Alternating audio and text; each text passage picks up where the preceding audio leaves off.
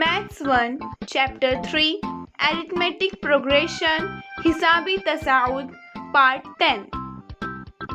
Prepared by Mrs. Momin Shabana Arif, HKD Anglo Urdu High School, Karad. तसाउद के n अरकान की जमा, sum of first n terms of an AP. अब हम हिसाबी तसाउद के अरकान की जमा देखते हैं। इसके लिए हम एक मिसाल, हिसाबी तसाउद 1 से लेकर 100 तक के जो एदाद है 1, 2, 3, 4, 5 वगैरह 100 तक, इनमें 1 से 100 तक के एदाद का मजमुआ कितना होगा? ज़रा सोचिए, 1 से 100 तक के एदाद की जमा करने में हमें कितना वक्त लगेगा? काफ़ी वक्त लगेगा। तो क्या इसको हम आसान तरीके से कर सकते हैं? तो बच्चों, इसके लिए हम गाउस ने बताए हुए तरीके का इस्तेमाल करके देखते हैं कि गाउस ने किस तरीके से फौरन चंद लम्हों में 1 से 100 तक के एदाद की जमा बताई। कार्ल फ्रेडरिक गाउस, जिनकी पैदाइश 30 अप्रैल 1777 और वफात 23 फरवरी 1855 है। अब हम देखते हैं इन्होंने किस तरीके से जमा की। गाउस ने सबसे पहले 1 से लेकर 100 तक के एदाद को मुतवातिर तरतीब से लिखा, 1, 2, 3, 4 वगैरह 100 तक। फिर उन्हीं एदाद को उलट तरतीब से उसके नीचे लिख दिए, 100, 99, 98, 97 वगैरह 1 तक, और हर जोड़ी की उसने जमा की। तो 1 जमा 100 101, 2 जमा 99 101, 3 जमा 98 101, 4 जमा 97 101 वगैरह 100 जमा 1 भी हमें 101 हासिल हुआ। यहाँ गौर करते हैं तो हर जोड़ी की जमा हमें 101 हासिल हुई, जो कि हमें 100 मरतबा हासिल हुई। इसलिए हमारी यहाँ पर जमा होगी 101 ज़रब 100 बराबर 10,100। चूँकि ये 2 मरतबा एदाद लिए हुए हैं, इसलिए हमें इन्हें 2 से तकसीम देना होगा। इसलिए जमा हमारी 10,100 बटा 2 बराबर 5,050 हासिल होगी।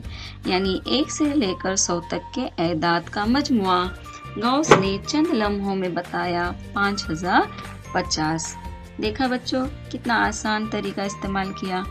अब हम इन्हीं का तरीके एक ज़ाब्ता हासिल करने वाले हैं। इससे पहले हम जॉन फ्रेडरिक कार्ल गाउस का किरदार पे थोड़ी रोशनी डालते हैं। इनकी पैदाइश 30 अप्रैल 1777 में हुई और वफात 23 फरवरी 1855 में हुई। कार्ल गाउस एक अजीम जर्मन रियाजीदान थे। वो ब्रांडेनस्वाइक में एक गैर तालीम याफ्ता ख़ानदान में पैदा हुए। ब्यूटनर के स्कूल में इन्होंने अपनी ज़हानत की झलक दिखाई। इसी दौरान ब्यूटनर के मुआविन मददगार जॉन मार्टिन बार्टेलिस से गाउस की दोस्ती हो गई। दोनों ने मिलकर अलजेब्रा पर एक किताब शाये की। बार्टेलिस ने गाउस की गैर मामूली ज़हानत को बहुत से लोगों के सामने उजागर किया। इससे ज़्यादा आप और इनके किरदार पर रोशनी। अब हम इनका इस्तेमाल करके हिसाबी तसाउद की जो आम सूरत है, a जमा d, a जमा 2d, a जमा n नफ़ी 2d, a जमा n नफ़ी 1d, इसके लिए हम इनकी जमा हासिल करते हैं।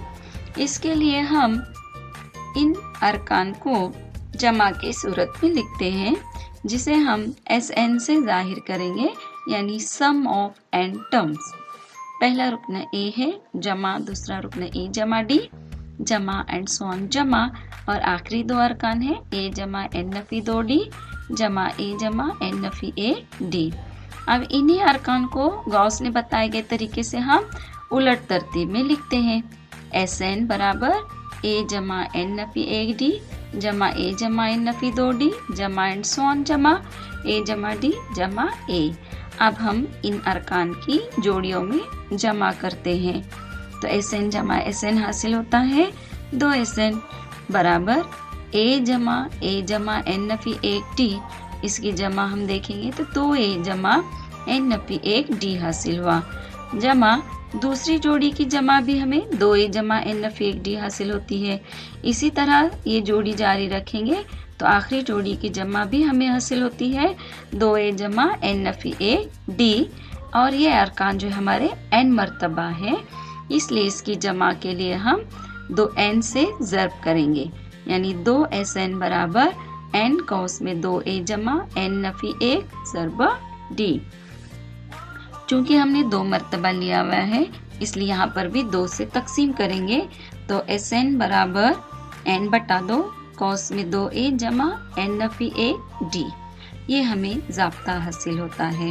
اب اس ضابطے میں ہم دیکھیں گے تو n ارکان کی جمع کے لیے ہمیں پہلا رکن a اور مشترک فرق d معلوم ہونا ضروری ہوتا ہے، اور اگر ان ارکان کی بنا پر ہم قیمت ڈالیں گے تو ہمیں کسی بھی n ارکان کی جمع حاصل ہوگی۔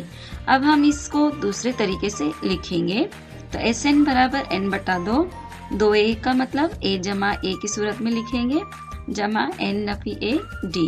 اب ہم دیکھتے ہیں تو a جمع n فی 1 d حاصل ہوتا ہے جو کہ nواں رکن ہے، اس لیے ہم اس کے لیے tn استعمال کریں گے، اور a پہلا رکن ہے اس لیے اسے t1 سے ظاہر کریں گے، یعنی sn برابر n بٹے 2 قوس میں t1 جمع tn، یہ ہمارا دوسرا ضابطہ حاصل ہوتا ہے۔